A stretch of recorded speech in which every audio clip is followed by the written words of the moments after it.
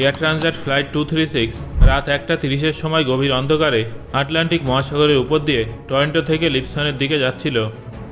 প্লেনটা টেকঅফের পরে 4 ঘন্টার থেকেও বেশি সময় অতিক্রান্ত হয়ে গিয়েছিল।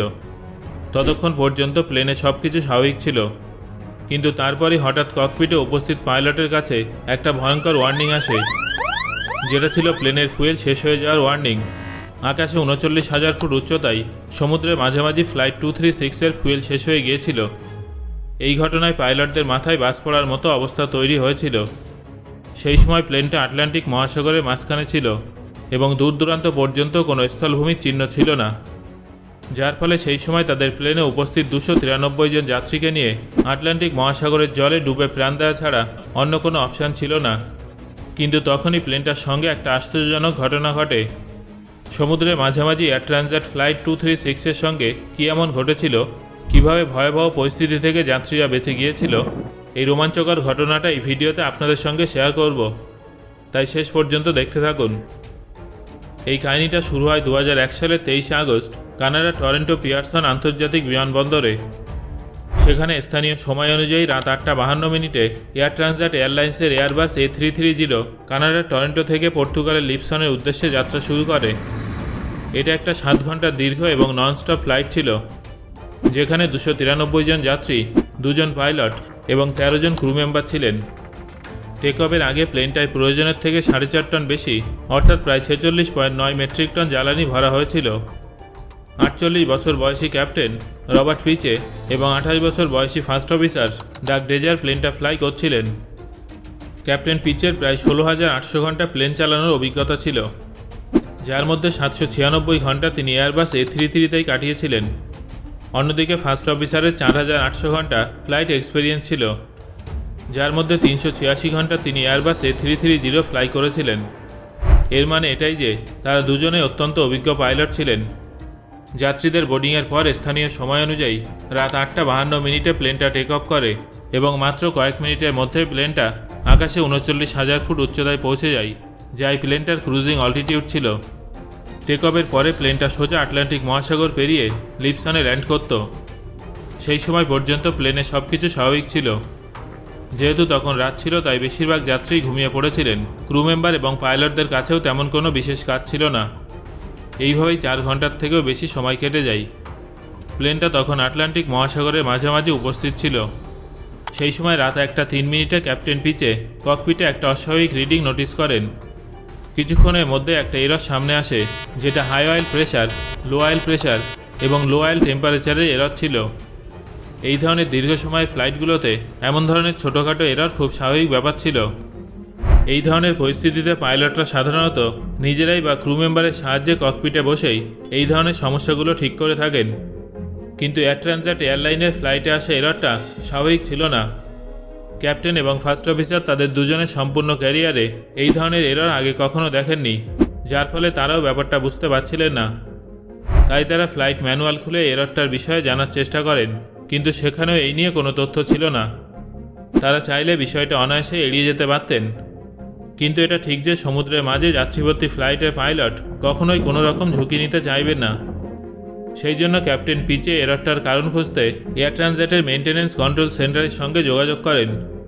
কিন্তু অদ্ভুত বিষয়টা হলো, তারাও এররটার বিষয়ে বিশেষ কিছু জানতেন না। তবে তারা পাইলটদের একটানা এররটার উপরে নজর রাখার পরামর্শ দিয়েছিলেন।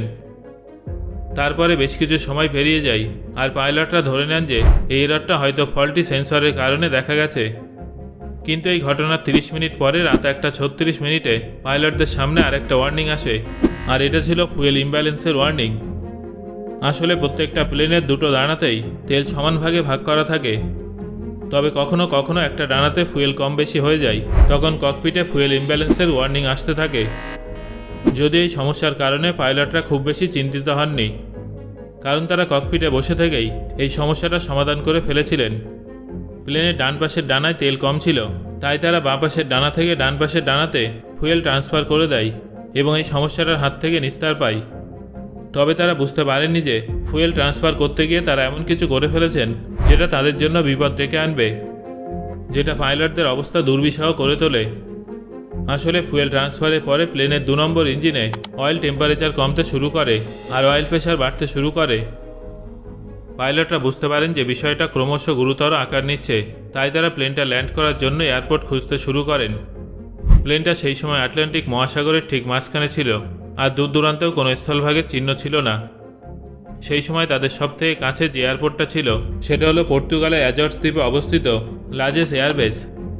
পাইলটরা দ্রুত এয়ারপোর্ট কর্তৃপক্ষের সঙ্গে যোগাযোগ করেন এবং তাদের কাছে এমার্জেন্সি ল্যান্ডিংয়ের অনুমতি চান। কিছুক্ষণের মধ্যেই তারা অনুমতি পেয়ে যান। তারপর তারা অবিলম্বে প্লেনটাকে অ্যাজর্সের দিকে ঘুরিয়ে ফেলেন। কিন্তু সেই সময় ক্যাপ্টেন পিচে জানতে পারেন যে প্লেন থেকে প্রতি সেকেন্ডে 1 গ্যালন করে ফুয়েল কমে যাচ্ছে। তখন তাদের কাছে মাত্র 7 টন ফুয়েল ছিল, যার মাধ্যমে প্লেনটা মাত্র 30 মিনিটই ফ্লাই করতে পারত। ল্যাজেস এয়ারপোর্ট সেই সময় আরও 280 কিলোমিটার দূরে ছিল, অর্থাৎ তখন তাদের কাছে ল্যাজেসে পৌঁছানোর মতো ফুয়েল অবশিষ্ট ছিল না। তা সত্ত্বেও তারা কোনোভাবে ল্যাজেস পর্যন্ত পৌঁছানোর চেষ্টা করে।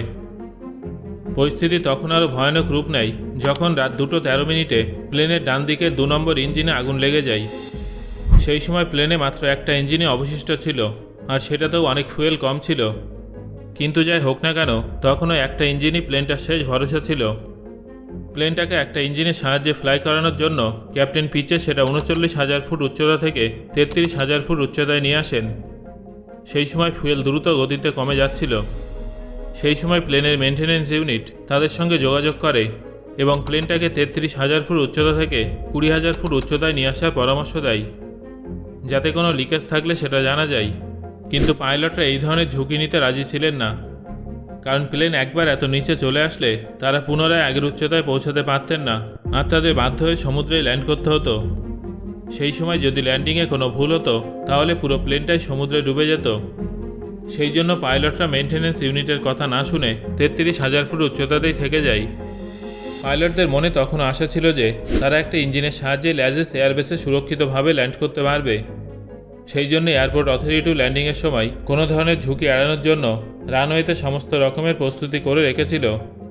প্লেনটা ধীরে ধীরে ল্যাজেস এয়ারপোর্টের দিকে এগিয়ে যাচ্ছিল, কিন্তু প্লেনের 2 নম্বর ইঞ্জিনে আগুন লাগার 10 মিনিটের মধ্যেই প্লেনের 1 নম্বর ইঞ্জিনেও আগুন লেগে যায়। সেই সময় এটা তো স্পষ্ট হয়ে গিয়েছিল যে প্লেনে কোথাও না কোথাও তো লিকেজ হচ্ছিল। ততক্ষণে প্লেনের 2টো ইঞ্জিনই খারাপ হয়ে গিয়েছিল। ইঞ্জিন খারাপ হওয়ার সাথে সাথে সম্পূর্ণ প্লেনের ইলেকট্রিসিটি সাপ্লাই বন্ধ হয়ে গিয়েছিল। যদিও র্যাম এয়ার টারবাইনের সাহায্যে ককপিটে তখনও প্রয়োজনীয় ইকুইপমেন্ট চালানোর জন্য উপযুক্ত ইলেকট্রিসিটি আসছিল। রাত 2:30টার সময় প্যাসেঞ্জার কেবিনে অক্সিজেন মাস্ক নিচে চলে আসে, আর প্যাসেঞ্জারদের মধ্যে হইচই শুরু হয়ে যায়। সেই সময় প্লেনটা 30,000 ফুট উচ্চতায় চলে এসেছিল, আর তখন ল্যাজেস এয়ারপোর্ট থেকে প্লেনটার দূরত্ব ছিল মাত্র 121 কিলোমিটার। এরই মধ্যে পাইলটদের সামনে আরেকটা সমস্যা চলে আসে। প্লেনটা গ্লাইড করতে করতে অ্যাজর্স দ্বীপের এত কাছে চলে এসেছিল যে ওই দ্বীপের থেকে প্লেনটার দূরত্ব মাত্র 15 কিলোমিটার ছিল। প্লেনটা তখনও 20,000 ফুট উচ্চতায় ছিল। সেখান থেকে পাইলট যদি প্লেনটাকে ল্যান্ড করানোর চেষ্টা করতেন তাহলে প্লেনটার ক্র্যাশ ল্যান্ডিং হওয়ার সম্ভাবনা অনেক বেশি ছিল, যার ফলে পাইলট এয়ার ট্রাফিক কন্ট্রোলের সঙ্গে যোগাযোগ করে। সেখান থেকে তাকে প্লেনটাকে ল্যান্ডিংয়ের আগে 360 ডিগ্রি চক্কর কাটার পরামর্শ দেওয়া হয়। পাইলটও সেটাই করে এবং প্লেনটা 20,000 ফুট উচ্চতা থেকে নেমে 5,000 ফুট উচ্চতায় চলে আসে, কিন্তু এই উচ্চতাটাও ল্যান্ডিংয়ের জন্য নিরাপদ ছিল না। তারপর পাইলট প্লেনটাকে 2,000 ফুট উচ্চতায় নামিয়ে ল্যাজেস এয়ারবেস রানওয়েতে নিয়ে আসে। ল্যান্ড করার সাথে সাথে প্লেনটার 12টা চাকার মধ্যে 8টা চাকা সম্পূর্ণ লিক হয়ে যায়। সেই সময় প্লেনটার স্পিড ছিল প্রতি ঘন্টায় 370 কিলোমিটার। এত বেশি স্পিড থাকার কারণে প্লেনটা রানওয়েতে স্পর্শ করার সাথে সাথেই একটা শক্তিশালী বাউন্স খায়, তারপর রানওয়েতে এগিয়ে যেতে শুরু করে। প্রায় 2300 মিটার চলার পরে প্লেনটা থেমে যায়। ততক্ষণে প্লেনের বেশিরভাগ টায়ারই ফেটে গিয়েছিল, কিন্তু এয়ারপোর্টের ক্রুদের সাবধানতার কারণে প্লেনটা অনেক বড় ক্ষতির হাত থেকে বেঁচে গিয়েছিল। ল্যান্ডিংয়ের সময় যাত্রীরা প্লেনের ভিতরে দৌড়দৌড়ি করায় 14 জন যাত্রী এবং 2 জন ক্রু মেম্বার ছোটোখাটো আঘাত পেয়েছিলেন। পরবর্তী সময়ে পর্তুগিজ অ্যাভিয়েশন ইনভেস্টিগেশন ডিপার্টমেন্ট তদন্ত করে জানতে পারে যে টেক অফের আগে মেনটেন্যান্স কর্মীরা প্লেনের হাইড্রোলিক সিস্টেমে একটা ভুল পার্টস ইনস্টল করে দিয়েছিল, যার ফলে ফুয়েল লিকেজ হয়ে যায় এবং 2টো প্লেনের ইঞ্জিন পুড়ে যায়। এই ঘটনায় এয়ার ট্রান্সলেটেরও দোষ ছিল। সেই জন্য কানাডার সরকার কোম্পানির উপরে $2.5 লক্ষ কানাডিয়ান ডলার জরিমানা করে এবং এয়ারবাসও ভবিষ্যতে তাদের সমস্ত প্লেনে প্রয়োজনীয় পরিবর্তন আনে, যাতে ভবিষ্যতে এই ধরনের সমস্যার সম্মুখীন আর না হয়। বন্ধুরা, এর আগে কি আপনি এই ধরনের প্লেন দুর্ঘটনার কথা আগে কখনো শুনেছেন? সেটা আমাকে কমেন্ট করে জানান।